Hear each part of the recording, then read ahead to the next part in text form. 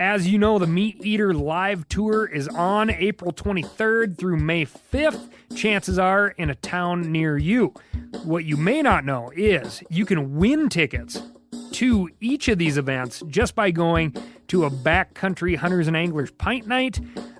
There's going to be a pint night in each of these towns: San Diego, Salt Lake City, Tempe, Anaheim, Boise, Sacramento, Missoula, Portland, Tacoma, where you can compete in Meat Eater trivia and win not only tickets to the show, but a chance to be on stage with all of us. So get your butt to a pint night, and we'll see you on stage. Hey everybody, welcome to episode number 3 of the Hunting Collective. Coming to you back home in Austin, Texas. I know number 1, we were in Mexico with Steve Rennell. Number 2, we were in Salt Lake City for the Western Hunting Expo with our boy Ryan Callahan. 2 great episodes and great conversations. Number 3, we're back home here in Austin, Texas, and we're joined by Aubrey Marcus. If you're just a hunting fan, if you're a guy that's listening to this connected in the hunting industry, you may not know who Aubrey Marcus is. You may never heard of his company, Onnit, of which he is the CEO, and you may have never heard the term total human optimization. I don't think any of that matters for this conversation, because as you'll find, Aubrey Marcus is a philosopher. He is a deep thinker. He's a man who practices psychedelics to better his life, not to just get the high. And he's one of the more successful people you'll ever meet, both spiritually, personally, and professionally. He just emanates success. He is someone that I greatly admire, not only for what he does and how he speaks. You can find him, of course, on the Aubrey Marcus podcast. They tell me there's 10 million downloads on that thing on iTunes, which is crazy.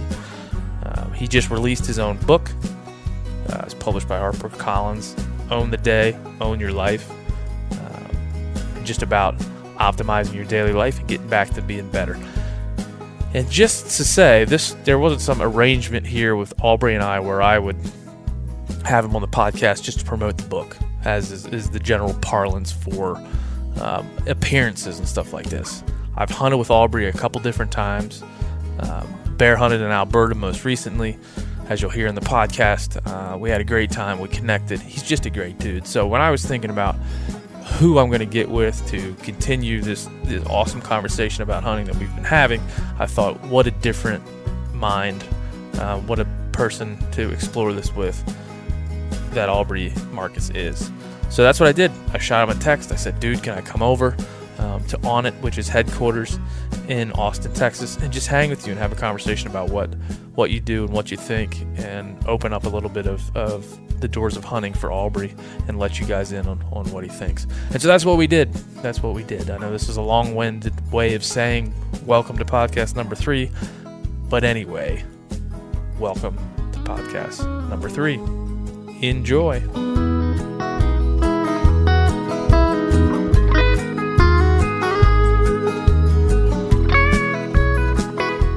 Aubrey Marcus, what's up, man? What's up, Ben? Just living the dream.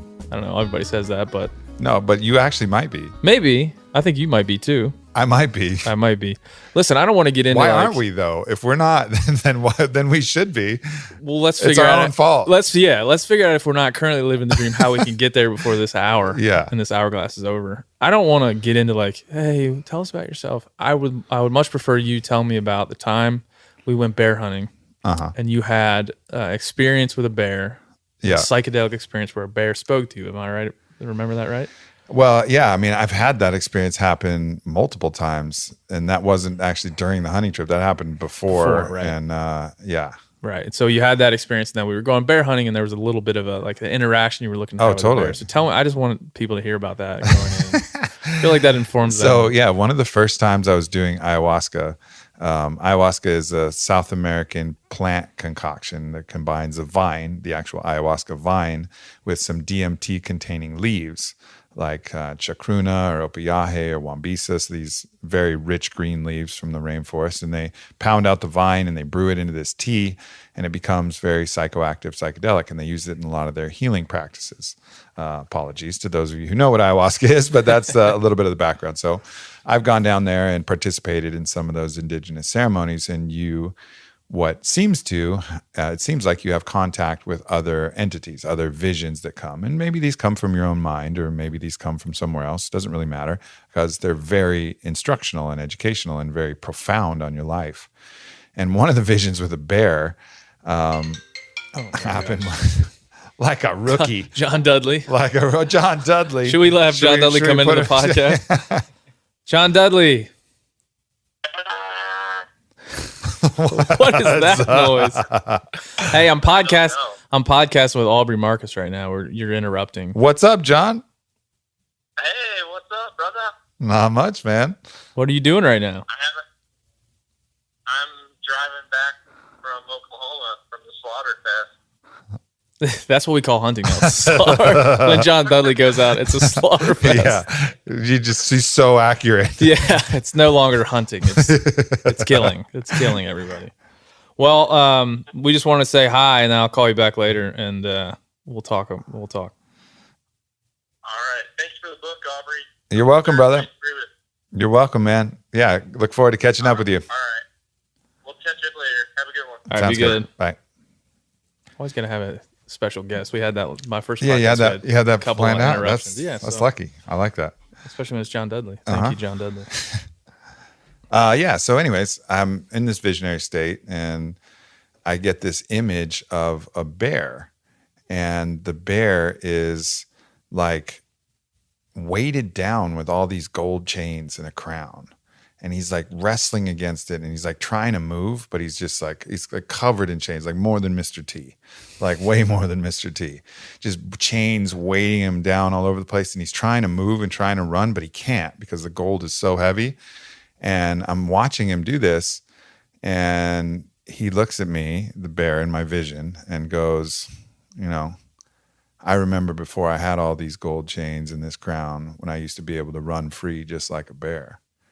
And then instantly it like flashed back to his younger self before he had all this wealth and accumulation and status, and I'm the king bear when here's all my wealth, and he was just charging through the forest. And then I was like, became like one of the bears, and we were like charging through the forest together.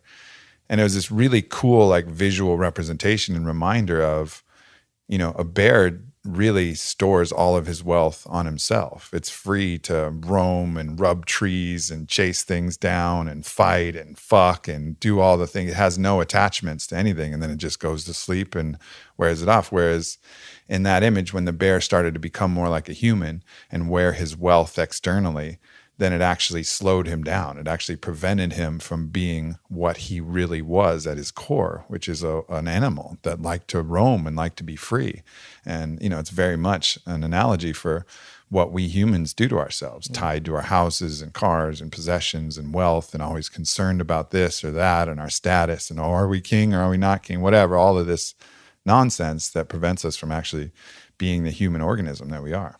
Yeah. No, I found that I remember you telling me that on the drive up to camp. Yeah.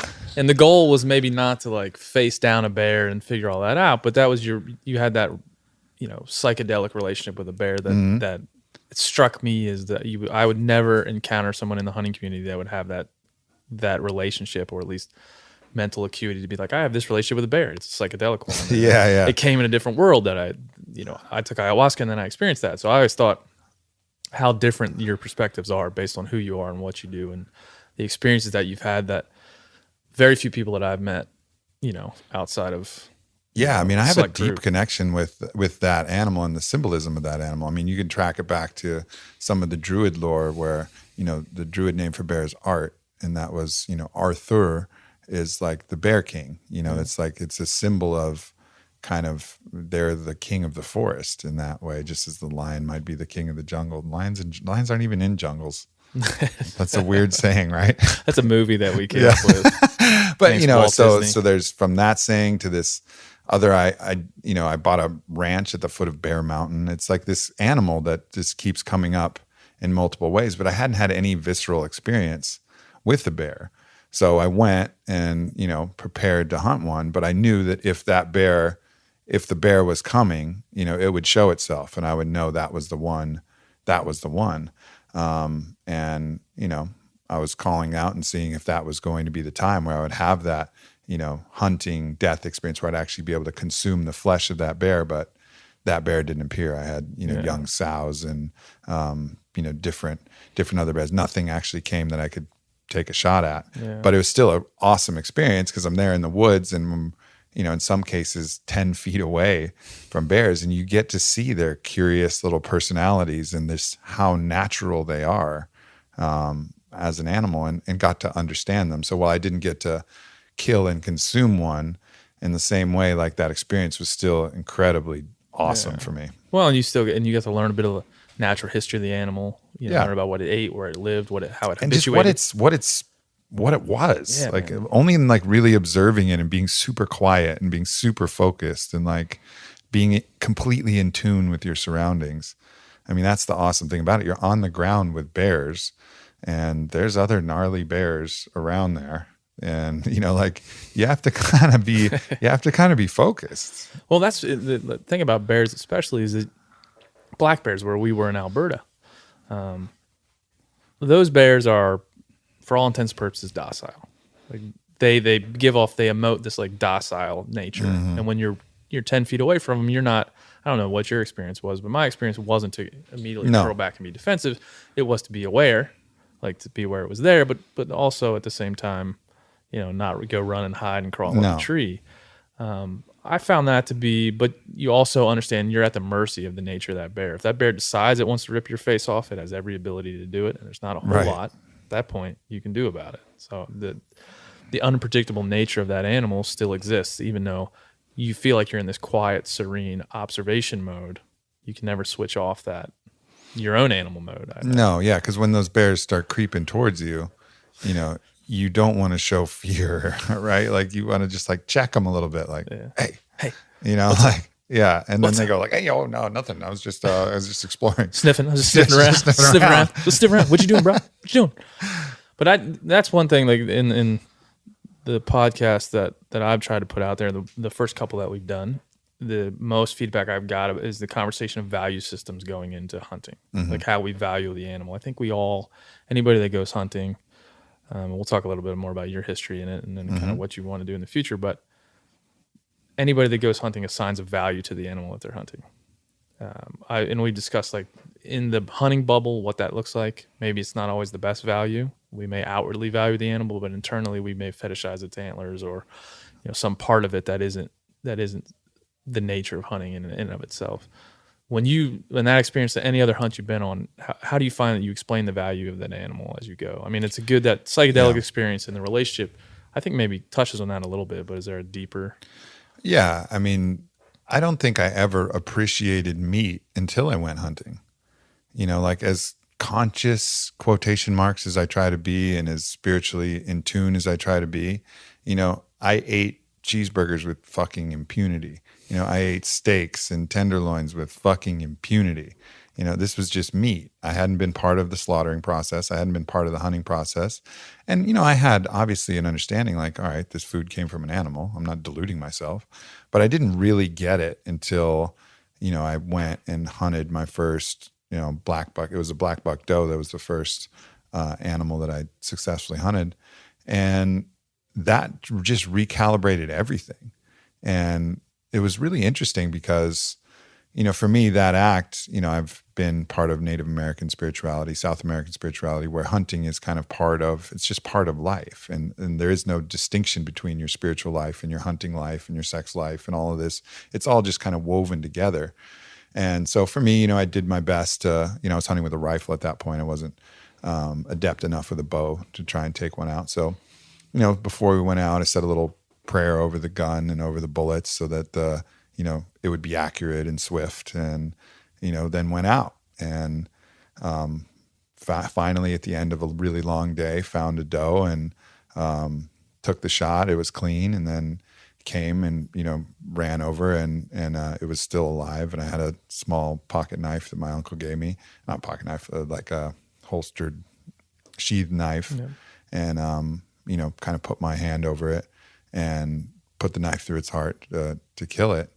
And at that moment, there was just nothing but this feeling of just profound gratitude. Like some of the most, and I said another little prayer there of thank you to the animal, but there's this profound love for that animal. And that's something I think that non-hunters would never understand. And like at that moment, it's probably the most I've ever loved an animal that wasn't like my dog or something like that. Yeah. Like I've never loved an animal more than that moment as I had my hands on its still warm body. And it was just this radical expression of gratitude. And that was just a total game-changing, paradigm-shifting moment for me. It was like, holy shit, this animal that was once alive that I was watching track down the things, it's now died and it's now going to feed me. And right now, even now, its skin is underneath my altar at home. And every day that I go in to meditate, I light candles on it and I see it, and the meat's long gone, but it's still there with me in that moment. Even more importantly, it's still there. But it wasn't even just that moment of that profound love and gratitude for the animal. It was the process of skinning it and then quartering it and then feeling like, oh, I understand why these different parts are softer than these muscles, why the haunches are harder because they're the muscles that are more sinewy used for climbing and running, and why the tenderloin's softer because that muscle's only used for quick cuts and it doesn't get used all the time. And how the back strap is another one of those muscles that like every different part, like you get it. And then so like when I order those parts, I'm like, oh, no, I know, even if it's a cow, like I get it. Like I get what part of the animal this is from. Yeah. And man, it's like, I think it should be like a fucking prerequisite that you should have like a meat eating license, and your meat eating license should be you have to hunt and fucking butcher something. Well, I said, what if if you want to have a steak, you had to go down to your local butcher shop or some factory farm and take a nail gun and whack a cow in the head. You had to then gut the cow, pull its guts out, butcher it, pack it up, ship it out. And then once you're done that, they're like, thanks, you passed the class, passed a little test. You get a little laminated card that says you can have steak now. And then you go to the store and they're like, sir, I'd like to see your license. Like, you want that ribeye? I'd like to see your license. And you're like, oh, okay, well, here's my cow license. I don't have my chicken license yet, but I'm working on it. Yeah, man. That's what hunting is like. It's like getting your deer license. It's like understanding 100%. Now that this piece of venison is something more than that. And the other thing I would, that strikes me from what you were just saying is that when something dies that you love and you appreciate, you feel gratitude, right? Mm-hmm. If one of your family members dies or your dog dies or just anything leaves the earth that you appreciate and love and have a relationship with, you feel gratitude and sorrow. And, there's a lot of emotions that go with that. Everybody doesn't have the same ones, but I think one thing we've never discussed as hunters is that those emotions are natural because that's something has just left the earth and by your hand that you went out into the woods, you didn't put that deer there, but you took it away. Yeah. And appreciation is one of the things you feel, gratitude, when somebody dies that you love. Yeah. And I think maybe there's an impulse to kind of hurry through those emotions. And it's like, you're not a tough or a real hunter if you want to be like those action heroes, that kill somebody and have some witty one-liner and a blasé smile or something, but like, I think it's cool to take that moment, take your moment, do you. Like maybe if that is you and the first thing your instinct is for a chuckle or whatever, and that's your authentic expression, whatever, I'm not going to judge that. But like, don't feel compelled to play a role. Don't play like the badass hunter guy. Like if you want to take a moment and cry a tear or two, like do it. And if you're with somebody who wants to do that, don't fucking make them feel like a pussy for doing it, like to allow people to have this experience in their most authentic way and know that, there's no one way that makes you better or worse for doing that. Like have that experience. As you know, the Meat Eater live tour is on April 23rd through May 5th. Chances are in a town near you. What you may not know is you can win tickets to each of these events just by going to a backcountry hunters and anglers pint night. There's going to be a pint night in each of these towns: San Diego, Salt Lake City, Tempe, Anaheim, Boise, Sacramento, Missoula, Portland, Tacoma, where you can compete in Meat Eater Trivia and win not only tickets to the show, but a chance to be on stage with all of us. So get your butt to a pint night, and we'll see you on stage. Yeah. You have different feelings now when you eat a steak or you eat chicken or just I can forget. Like I can certainly like eat a chicken tender and dip it in ranch and buffalo and not think at all about the chicken. Probably because I don't have my chicken license. I need to get my chicken license. We'll work. But it's true though. Even what you said about your cow license, like it would probably be better for me if I did butcher a cow. Because I certainly 100% of the time, if I go to like Lonesome Dove and I get the venison or the elk or something like that, that's like I get it. I understand what I'm eating, and there's like a much deeper appreciation. And cows, I'll try to get there, but I sometimes just slip up. And sometimes it's just a steak, and sometimes it's just a cheeseburger, and sometimes it's just a sausage. And so I think it would be healthy for me physically, mentally, emotionally, spiritually, if I hunted more. And I just need to make the time to do that. Like that is a personal practice that would assist my, evolution as a human being.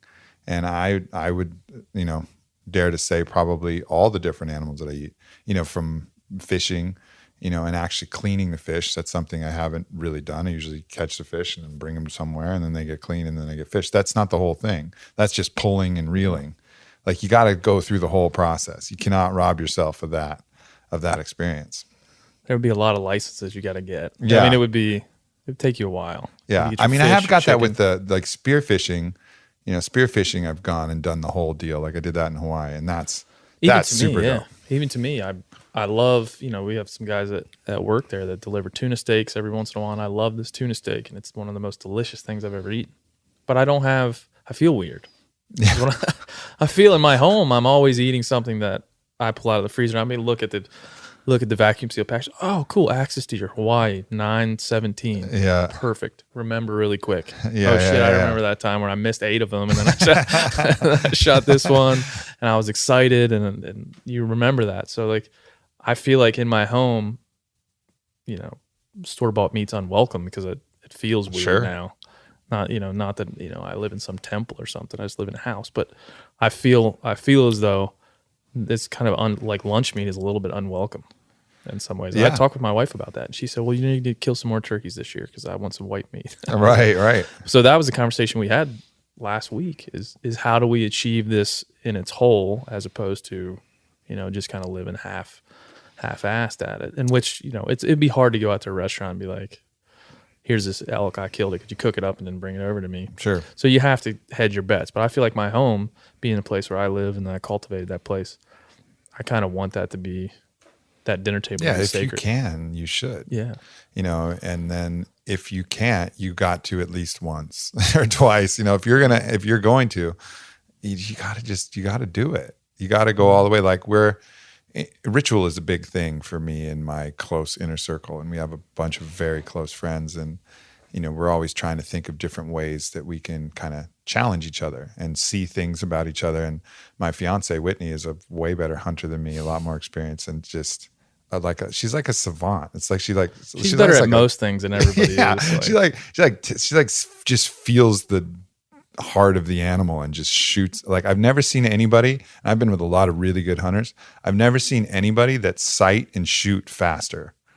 It's like a military operation, like Tim Kennedy, like seeing a fucking insurgent, like that kind of speed is just, as soon as the crosshairs hit across, like the gun goes off and it's just shocking for everybody around. And she hits them through the heart every time. And anyways, like, so she's gone through the process a bunch, and she wants to take her girlfriends like through that process. Most of them eat meat, but they're like, hunting, and she's like, no, like, nah, bitch, well, let's go. Nah, bitch, let's go. Like, you gotta know this. You gotta feel what this feels like. This is part of being a human. This is the ante to the game that you're playing. You don't have to be fucking world-class, poker player here, but you gotta ante up. Yeah. Well, when was the first time you had the urge to go hunting? Because I know it wasn't. Well, that was as a kid, but I was hunting I was just killing then.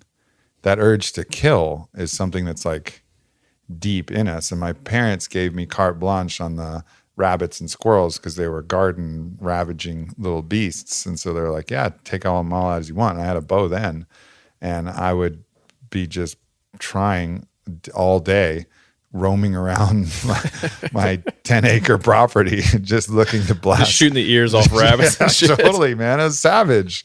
And those moments of, I hated actually when I shot it, because then I had to go finish them, if it wasn't like a clean shot. And like, that was like this really shocking experience because I had no purpose behind it. But the art and the skill of like trying to kill this thing with just a string. I didn't even have sights on my bow, so I was shooting instinctive. So instinctive compound bow, and I'm just kind of roaming around and trying to catch these things. I mean, that was something that I was really drawn to.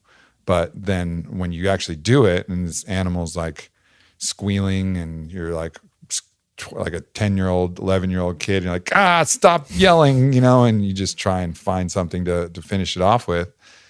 That was definitely a more traumatic experience than probably I was bargaining for. But that impulse to hone those skills is, I think, something that's innate and inborn in humans. And I just wish I'd had someone who could, like me, if I had a kid, I wouldn't just say, hey, kids, go kill all the things in our yard.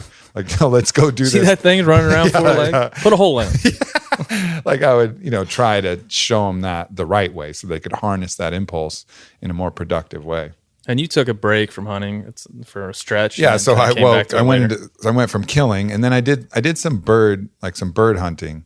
That was probably the most consistent hunting. I would go see a family friend out in Maryland, and he had a lodge. We'd hunt some ducks and hunt pheasants and stuff like that. So did some bird hunting, but it was a long time before I went back to anything with fur. And fishing was consistent, and but yeah, that was.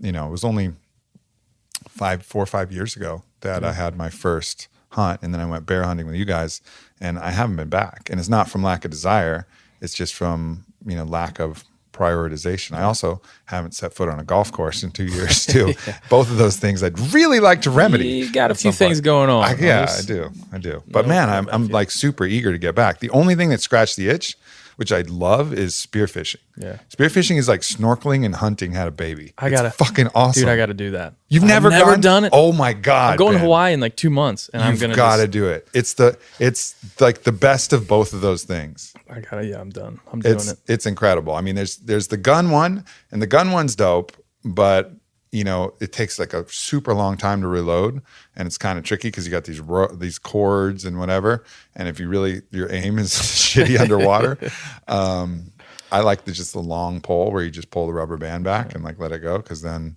you can just keep rolling, keep blasting. Yeah, I've got a lot of friends that do it. A lot of guys in Hawaii that I know, they're surfers that just live off that stuff. And the stories and the way that they find fish, and laying on the bottom looking like coral, and having fish swim right up to you and pop up. I mean, that's hunting. It's incredible, and you got to have really great control of your breath. Yeah. I'm so excited. Their fish are like, look at this asshole. Sucking in salt water. He's clearly trying to kill. He's like gaff choking and heart's pounding and like 100 beats per minute. I'm not like a great spearfisher. I can see your pink fins, Aubrey. I know what you're doing, dude. Yeah. Now I'm doing it. We're going to Lanai in a couple of months here, and I'm hoping to let it loose there and just learn. There's something I saw on Instagram, which if I had a trip plan, I would look into. It's called the Sea Archer Sling. And it's basically like a bow version of a spear gun. Yeah, so you pull it back and you shoot it like a bow. And I think got to take you back to when you were a kid, chase it. Yeah, totally. Except now there's a purpose, because every time I've gone spearfishing, I've eaten that animal within the next 3 hours. What a better, and I think that's the difference. I was talking to somebody about meat and like hunting an ungulate or an animal, and then fishing. Fishing, the concept is eat it as soon as possible. Yeah. Get it out of that fish, fillet it, chop it up, eat it raw, cook it, whatever, but the sooner the better. Mm-hmm. And with meat, if you're doing it right, the idea is let that thing age, let it hang, weeks if you can, let some mold grow on the outside of it, chop that off and eat it. Right. And I always found that to be just a whole different world, especially with spearfishing. You shoot a thing and you want to get it on the boat, take it back and eat it raw. I mean, that's the idea. What kind of different connection is that? I mean, that's literally eating the thing raw, which I I hope nobody out there's doing that with deer, but you could. Good little deer tartare. Little deer tartare. Venison tartare. Yeah. I don't know. I can cook maybe it a not. little bit. But the reef fish that you actually get access to too, a lot of them don't take hooks. So you get some really interesting flavors, like parrotfish are like, taste like lobster. And it's like amazing. And they like suck the coral off rocks. So, and you have to be careful. There's some like reef-borne fish illnesses you can get, but in general, I've had no issues, and it's just been an epic experience. Well, for me, hunting, I grew up hunting, but then later on, just kind of getting a closer, relationship with hunting, it drove me to do things like garden and get chickens and have this, innate desire to go spearfishing because of the way I feel like it's paralleled to hunting. So, I feel like hunting has led me down a path of sustainability just in seeing, like we were talking about, going home and having that option in your house to open the fridge and pull out something that means something to you. Yeah. You want to replicate that. So I guess now that we've covered your history with hunting, I would ask you, you've done a lot of stuff. You've traveled to countless South American villages and had countless experiences with tribal leaders, and you've written a book. I'm looking at it right now, Own the Day, Own Your Life. You've kind of become this, and I've enjoyed watching it since I've known you, just this voice for reason, but also just clarity and vision. And just, to me, the pragmatism in which you approach giving people advice is what's, it's not shocking, but in a way it is. And most people I find that give advice, give it, with some slant of personal, the personal, they want to get something from you. Sure. But I found that just reading your stuff and following along, that it's not that for you. It's just wanting to better people's lives and expanding your own mind so you can help other people's expand theirs. Yeah. So, you've hunted, you've had this experience, and you've gone and done anything. What are the things that you've experienced in your life that would maybe put a different shine on hunting as you know it? Like your motivation to go do it, what you get from it, how has it been rounded out in a way? I think to understand what is an animal, like what are we and what are animals, and what are the differences, and not to romanticize. I think you get caught in two camps. One is like this romanticization of like, oh, life, so precious, you can't touch it and whatever, like that's not the game. That's not in the natural order. That doesn't abide by truth. But what also doesn't abide by truth is just killing for no reason. Killing isn't a big deal, whatever. So it's finding that middle ground between like who we are and what these animals are, and really understanding that we're all part of, in my understanding, it's a lot of the spiritual practices that I've done, we're all part of the same substrate, and you can call that substrate the universe, you can call that substrate energy, you can call that substrate God. We're all part of this God experience unfolding, this life experience unfolding, this universe experience unfolding. And there's many different ways that it manifests. It manifests in concrete things and kind of rock energy, which is still atomic structures that are moving constantly. We think of rocks as inanimate. They're moving, they're just not alive. And then there's the life things, but then there's things like insects, which are basically like moving rocks. They don't really have free will. Like you take a digger wasp and you can get it to do the same thing over and over again by tricking its environment, right? It's not like a conscious creature. They're like little robots. Mm-hmm. They're alive, but they're like mostly like little robots that'll continue to do the same thing. And how perfect, because they're like the garbage disposals of the earth. Like they need to run like robots. They can't just decide like, not fuck it, I'm not into garbage today. Like if the flies decided they didn't like shit. This tastes like shit. Yeah. This is terrible. Nope. Sorry. I'm going to flowers. The bees are killing it on the man. flower Honey? game. Honey is the move. You serious? I am start brewing my own beer.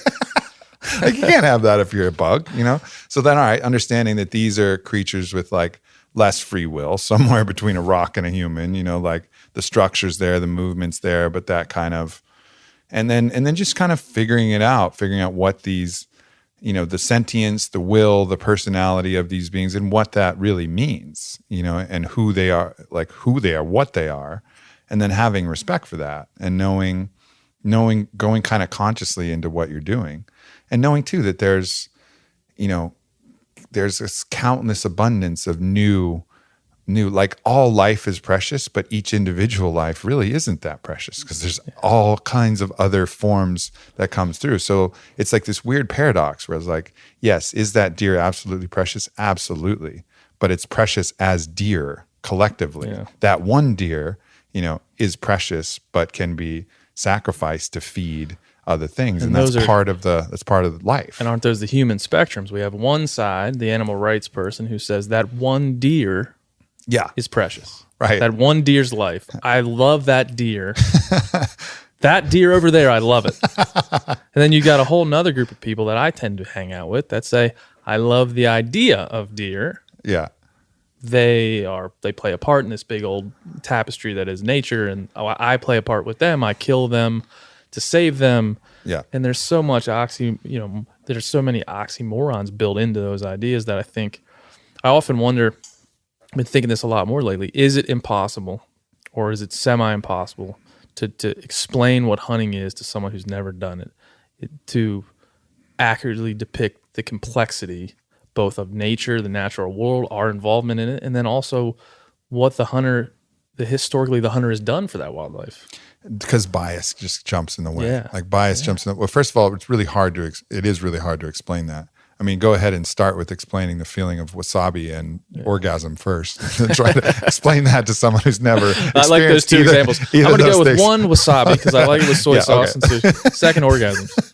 Like you can't explain some things that you haven't really experienced, and especially with hunting, just bias becomes a monster. Yeah. Your idea of what it is, and people, I could never do that. Bullshit, you could never do that. If you were hungry enough, if you're a kid, your mama bear and your kid's looking at you starving and you have an opportunity to hunt and feed it, I for damn sure, you will be the first one out there, whittling a spear and trying to make that shit happen. It's just, it's part of our nature. But with the abundance that we have the luxury of these choices. But let's not get confused. It's just the luxury of choices that are even giving you that option. So it's a funny world that we're just altogether so fucking disconnected from everything, from absolutely every aspect of what it is to be this human primate. From the camaraderie, from the sexuality, from the social bonds, from the tribal bonds, from the practices like the hunting and the gathering and the cultivating from your own garden. I mean, that's something too that I think everybody should experience. Eat a vegetable that you watered from a seed and pulled from the ground and washed the dirt off of. Like, that's cool too. Yeah, well, I always think, what if somebody just erased your mind and somebody said, here, okay, even with vegetables, because it's kind of hard to do with meat, you could either grow it in the ground, plant it in the ground. I'll give you the seed. I'll even provide the seed to you.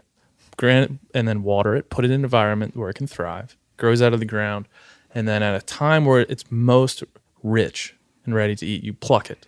You cut it up and eat it. Like, that seems pretty good. It seems like I would appreciate that thing more because I had to work and I had to watch it and I had to understand how it thrived and how it allowed me to thrive. That seems pretty cool.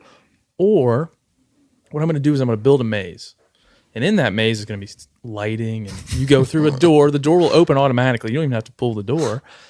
You go through this, and then there's a maze of vegetables, but they're just in boxes, and they're all like the best kinds of vegetables, and there's lighting on them and stuff, and there's music playing. And you get a cart that's on wheels, and you push that around. And you just pull shit out of boxes, and you put it in your thing. You take it up, and you pay for it. You go home and eat it. Like, which one of those is better? Like, one of them's Whole Foods, one of them's in your backyard. Yeah. If you just erase everything, I would probably just say, look, man, like the other one seems fake. Yeah. This one seems real. Inherently, I'm just going to pick the real one. Well, you also, it's also just like knowing the vegetable. Like you don't really know the vegetable when it's already pre-prepared.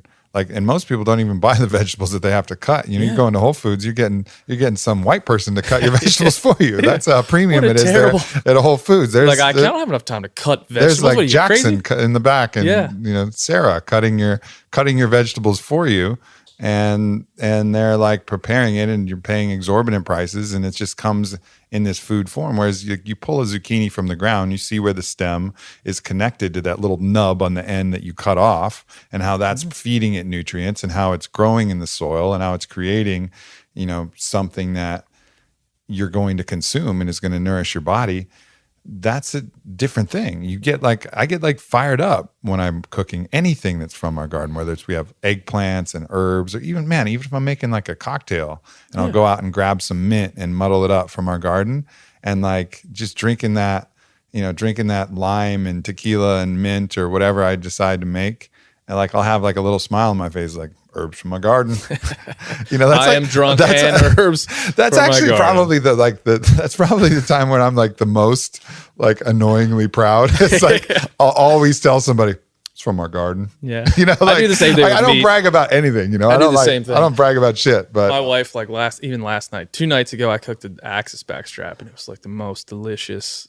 It's the best thing I've ever cooked. If I could bottle up whatever the hell I did, I would. Yeah. And then last night I got home late. My wife had cooked the other part of the backstrap in the oven as opposed to our Traeger, and I was offended. I was like emotional. I'm like, come on, just turn the Traeger on. You know what? It's going to be good that way. It's not as good this way. And she looked at me and said, calm down. Don't get so emotional. I'm like, hey, I had to go to Hawaii for that. Like, aren't I allowed to get emotional about that? Yeah. Like I can't just go back and get another one tomorrow. And so I find that maybe I'm a little bit of a dick when it comes to when it comes to my wild meat that I went and got, because I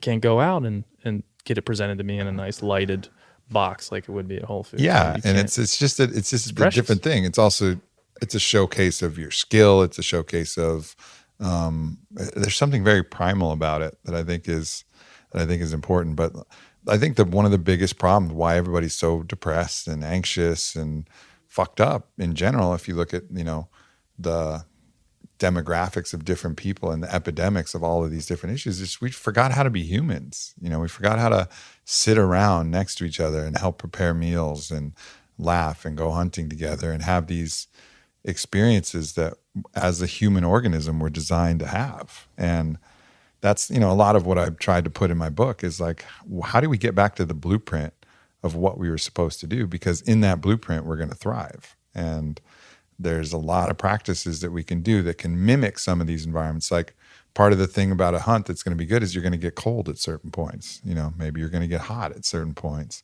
Maybe you're going to have periods of fast exertion and high stress followed by super calm periods where you have absolutely nothing to do but wait.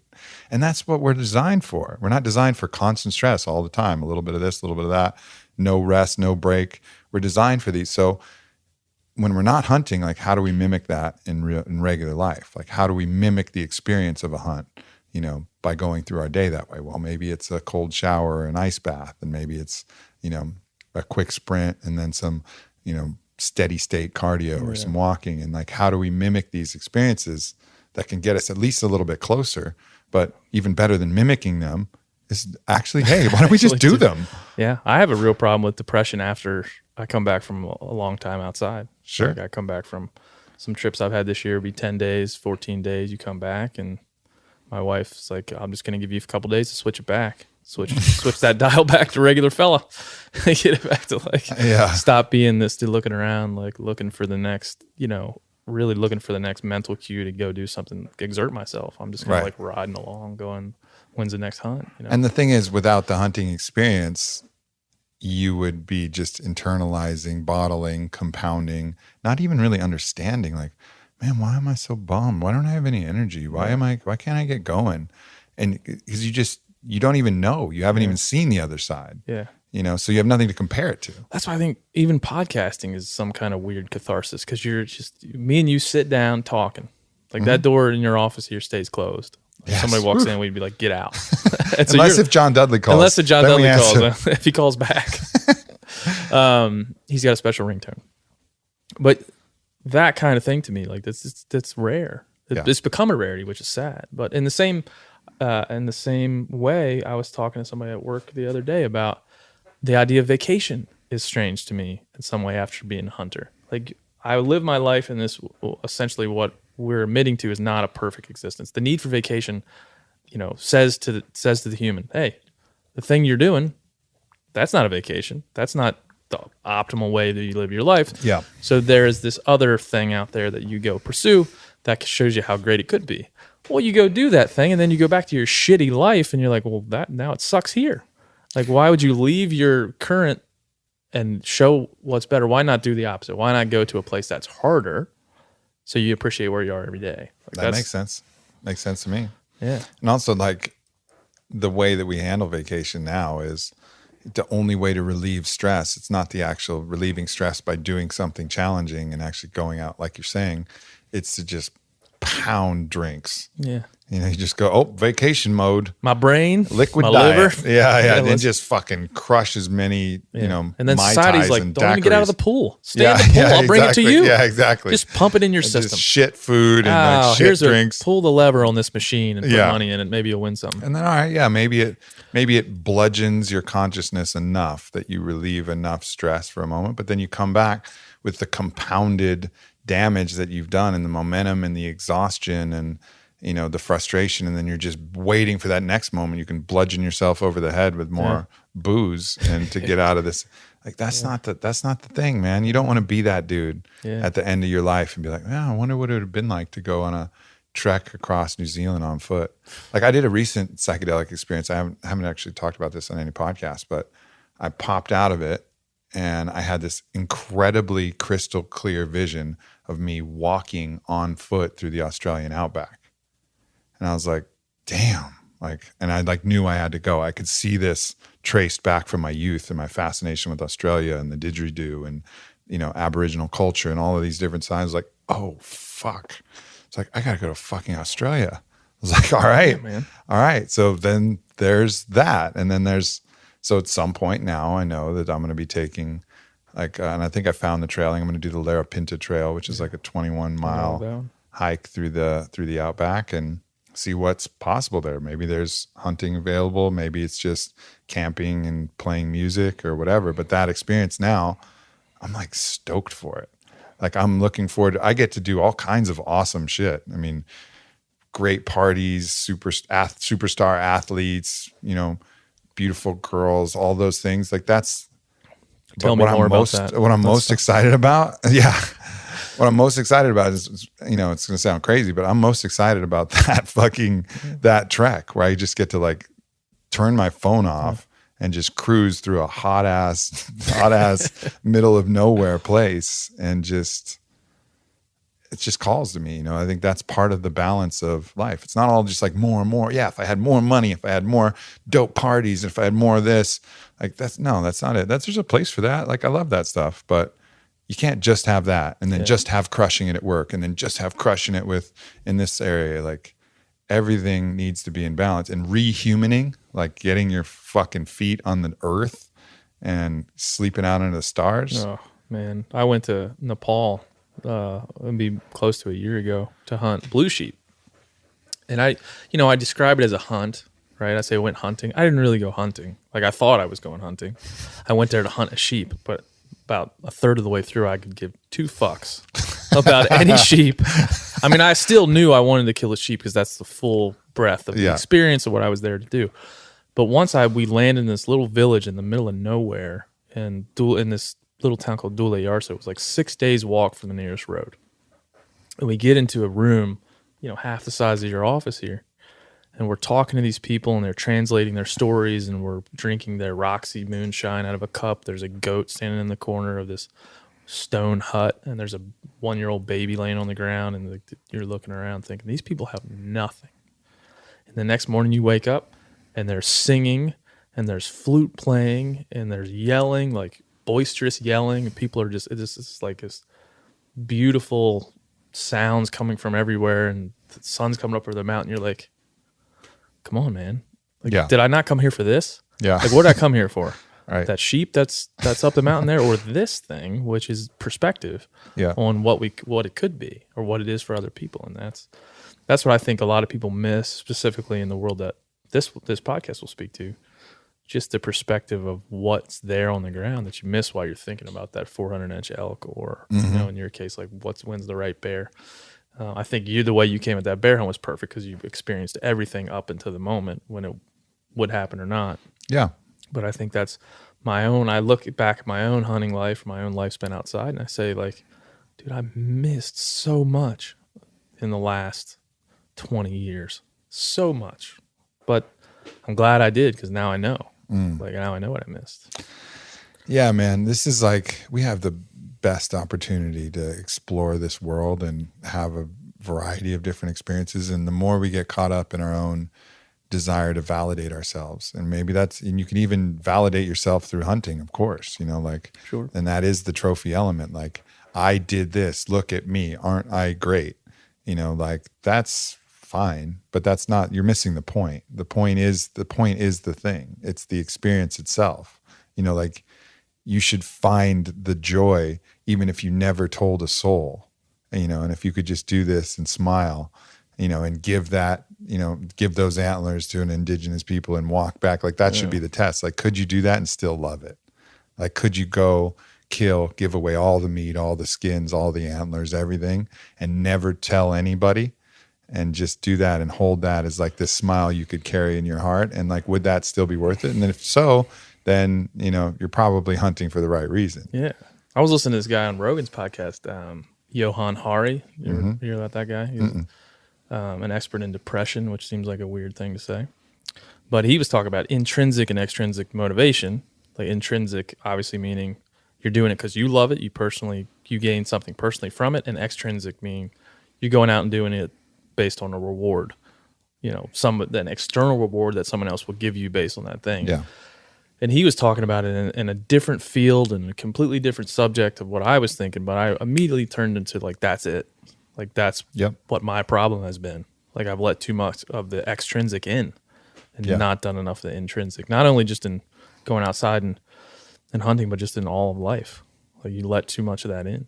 We do it in so many slippery different ways. Like, we're just, the ego is just this starving validation machine.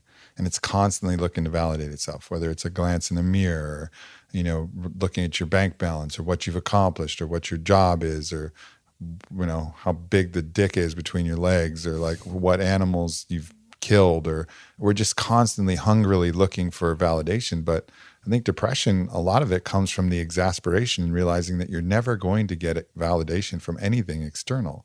You're feeding a hungry ghost. Like, you're valid because you're human. You're valid because you're part of this planet. You're valid because you are. You're not valid because you do. You're valid because you be. And when we realize that, then we can stop this rabid hunt to try and prove to ourselves and others that I am something. Like, oh yeah, you are. 100%. You're fucking awesome. But it's not because of anything you do. It's just because you are. And that's the big thing we have to. And then you're free. And then you actually do more awesome stuff. And people are like, oh my God, you're so awesome. You're like, oh, okay. But when you're constantly hunting it, we've all been around those people that are just thirsty for that validation. You're like, no, I'm not going to give you that. I'm actually going to do the other way. I'm just not a little busy. I got stuff going on. Yeah, exactly. I got to go get my chicken license. All I do weekend. need my chicken license. Damn it. That's going to be the title of this podcast. Aubrey Marcus and the chicken license. We're going to have to do a video companion. What from the book, I want to read the thing, but what from the book do you think, best sheds light on this conversation? Like on Yeah, I think it's a lot of the discussions about the managing stress appropriately. And, I think that's a real big one, because you think of the life cycle of like how we're supposed to live, and it's short bursts of acute stress and acute stressors, hormetic stress, and then long bouts of, relaxation and decompression. And that's what you experience in any hunt, and so finding the ways to do that through, hot and cold therapy, through which actually, when you do find those acute stressors, it does an amazing job of reducing the chronic stress. And that chronic stress is like a fire that's just burning us alive. So going through the breath practices, like the Wim Hof breath practices, the cold exposures, the heat exposure, the types of training, the different practices that you can put around that so that it just gets your body back in line. I think that's an important topic. And then also mapping the circadian rhythm throughout the day, because when you're out hunting outside and you're on a hunt, you're waking up with the light, you're going to sleep with the darkness. You don't have climate control, you don't have any of these other things. And guess what? You're not tired. For the most part, my experience is, dude, it's amazing. It's miraculous, You right? get up at 4 a.m, you're hunting, and you end the day at 8 o'clock, and you're like, I could do 2 more hours. Yeah. Because you're in rhythm. Like you're in congruence with the circadian rhythms of the body, of the earth. You become one with the environment again, and finding ways, even in our concrete jungle, to stay in accord with that. So when you wake up, making sure that you're getting exposure to light and you're rehydrating and you're getting some movement, and then what you're doing to create darker conditions and mimic a natural environment before you go to bed, and then knowing which times are the right times to nap and rest throughout the day. Generally would be in like the heat of the day. That's when the circadian rhythms will drop. And go ahead and take that nap, instead of trying to pound more coffee and power through the hunting nap evening. is the best nap of naps. Like, it is the ultimate nap. Exactly. I was actually in Mexico and we started to follow the pattern of these coos deer we were hunting. And we were describing it as kind of like the dial of the day. Like you would click it over and it would be like this pre-dawn dusk where the deer started to move.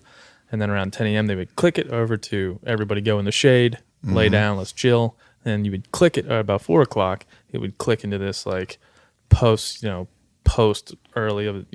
sunny hot time where they were going to move. You look at dusk, and a lot of the animals we hunt are crepuscular, and that's what they do. But we started to get up in the morning. We'd go out there. We'd be still during that time where the deer move, and we'd be following them on a ridge or whatever. 10 o'clock would come. We'd get up on a ridge, get in some shade, do exactly what the deer were doing, and then take a nap, during the hot times of the day. 4 o'clock would roll around. We'd get up and do basically what the deer were doing, hunt them the way that they lived. And I that was the first time I ever thought about that way. It's the first time I ever realized we're basically just being the deer at this point. Yeah. And I bet it felt damn good. It was awesome.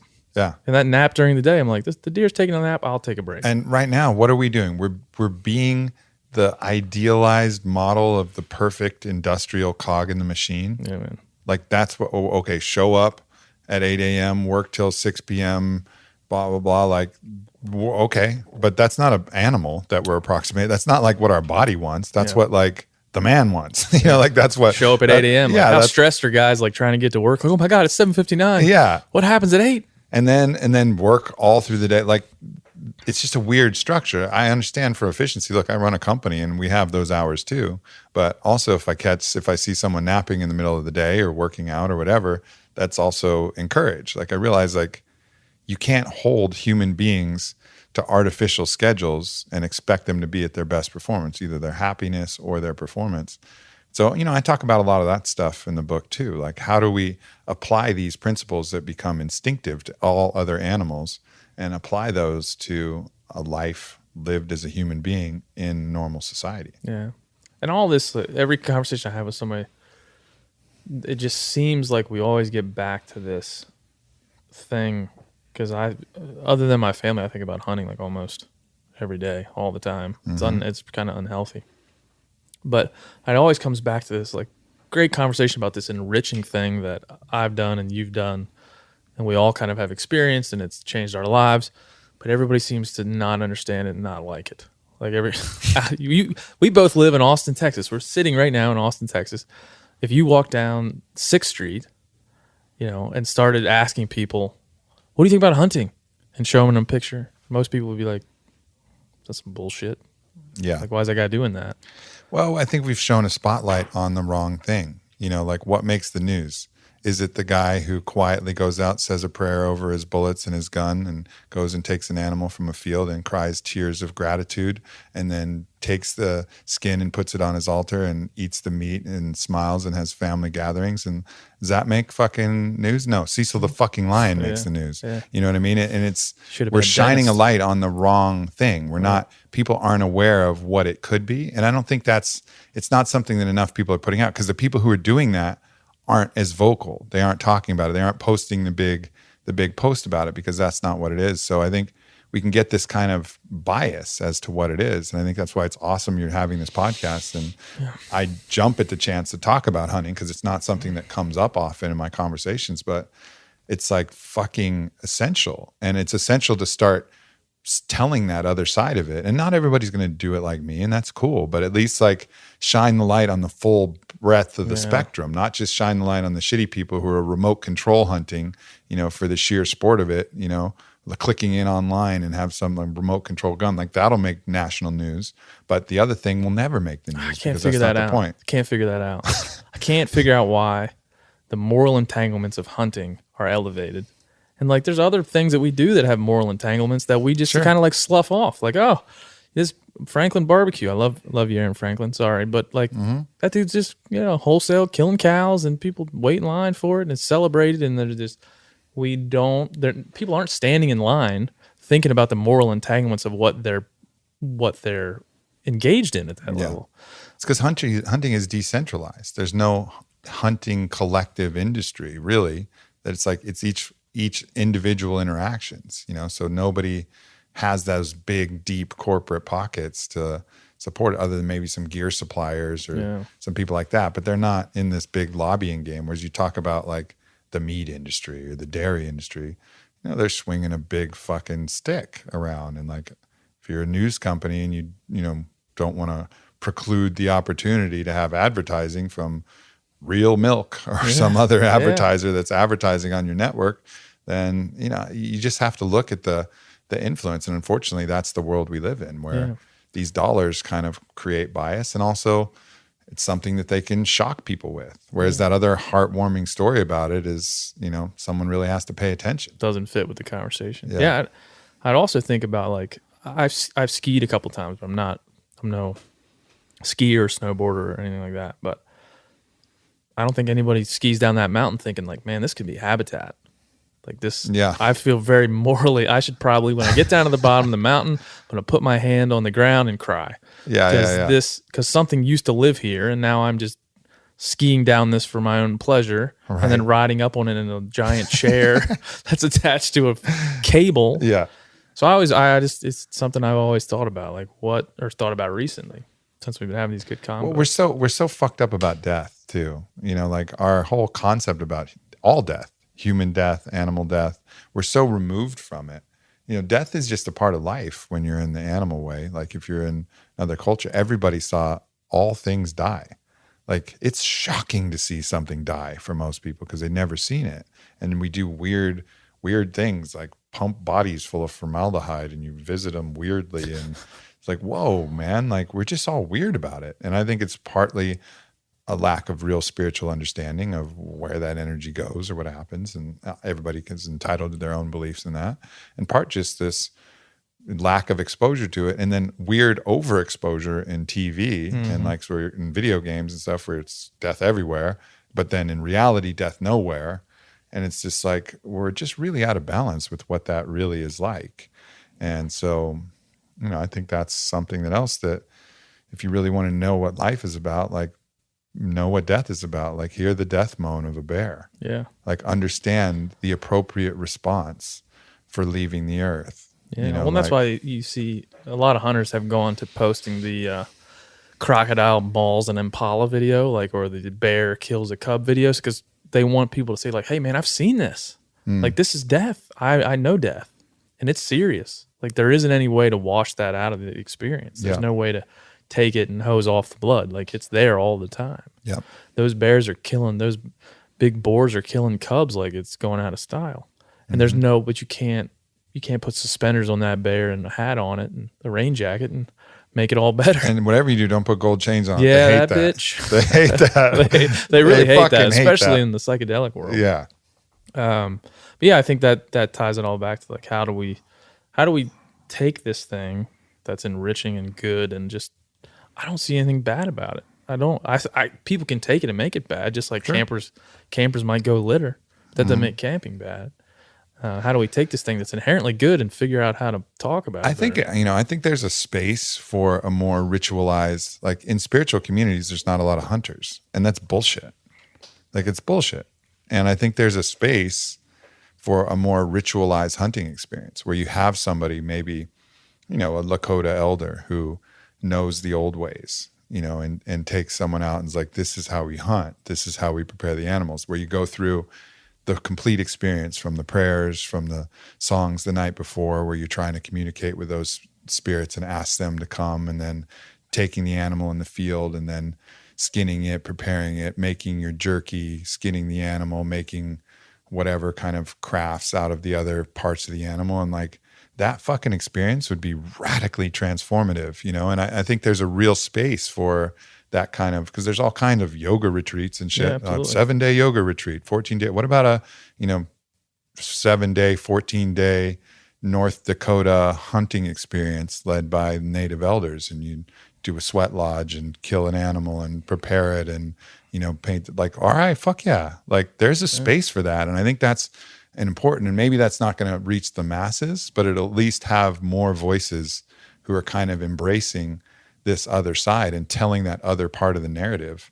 And, if I had more time, maybe I could start to organize those things. The Onnit retreat. That would be awesome, man. That'd be awesome. I'd go with you. Because and I find that, the 2 times, we won't talk about the first time we went hunting. That's a whole nother. What was the term? Honey dick? Is that? Yeah, we got honey dick.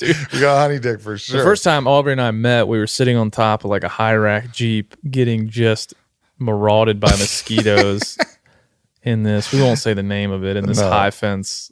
We got tricked into a high fence situation. And we realized we had some laughs though. We had some fun with that crew. It's hard not to, but anyway, we won't talk about that. But and just when I was driving over here thinking about this conversation, I was thinking I would almost every year try to go hunt with somebody that has a different perspective.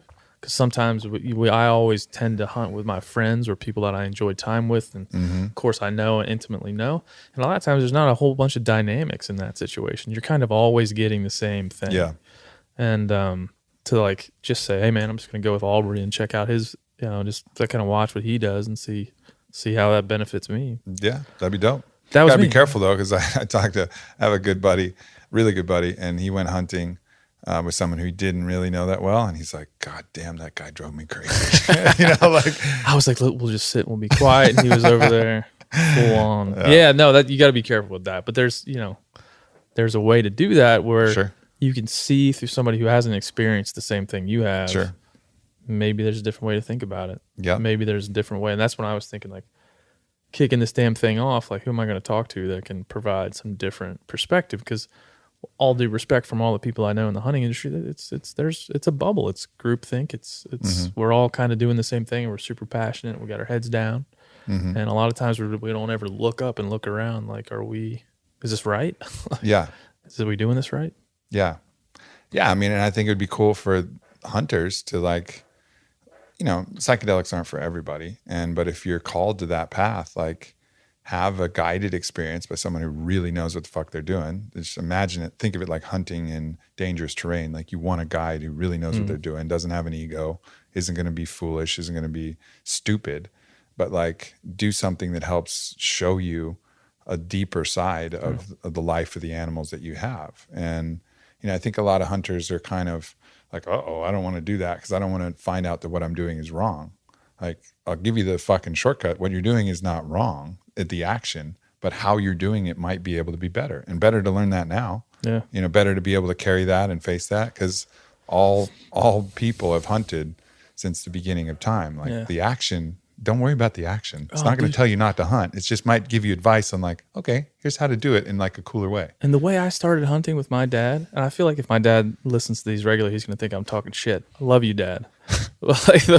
like the way that we hunted was like, if I look back now, I'm like, man, we were some rednecks. We were redneck to the core. And if I would have told like 15-year-old Ben O'Brien this conversation we're having, he'd have been like, pussy. Yeah, right. I'm going to get that, I'm sure, too. And I'm going to get it, too. I'll be like, can't you just talk about like knock travel and things that are serious to hunting and not all this? But I said it in the last couple, and I don't want to repeat myself on all these things, but I find myself more interested in the philosophies of this thing than I am interested in what boots I should wear or whatever.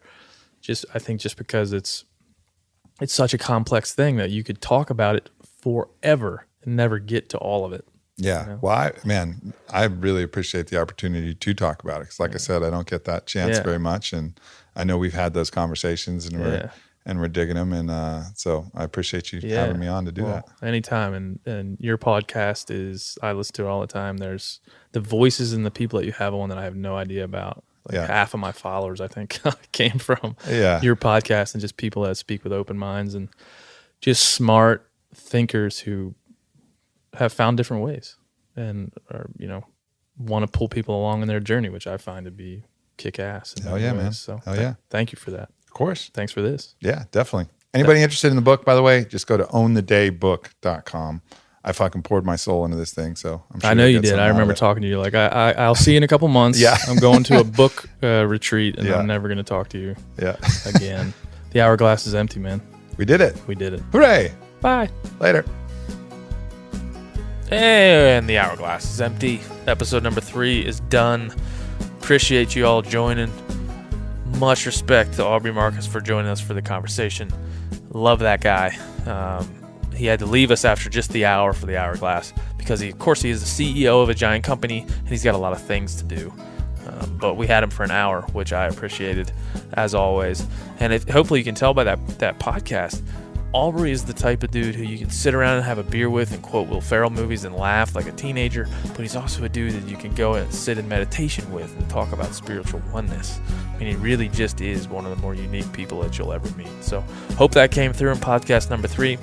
Really appreciate you joining us. So as always, go to thehuntingcollective.com for more videos, articles, all the podcasts we've done up to this point. Check out my Instagram feed at BennyOB301. That's where everything else emanates from. And check us out next week for episode 4, where I'll hope to be joined by episode 3 special guest, the one, the only, Jonathan Dudley of Knock On. So join us next week for that one. Until then, bye-bye.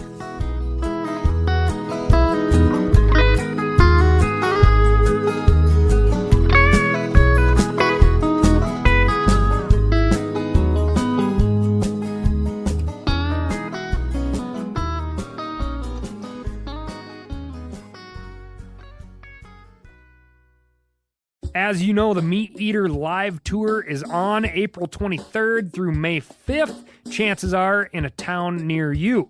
What you may not know is you can win tickets to each of these events just by going to a backcountry hunters and anglers pint night. There's going to be a pint night in each of these towns: San Diego, Salt Lake City, Tempe, Anaheim, Boise, Sacramento, Missoula, Portland, Tacoma, where you can compete in Meat Eater trivia and win not only tickets to the show, but a chance to be on stage with all of us. So get your butt to a pint night, and we'll see you on stage.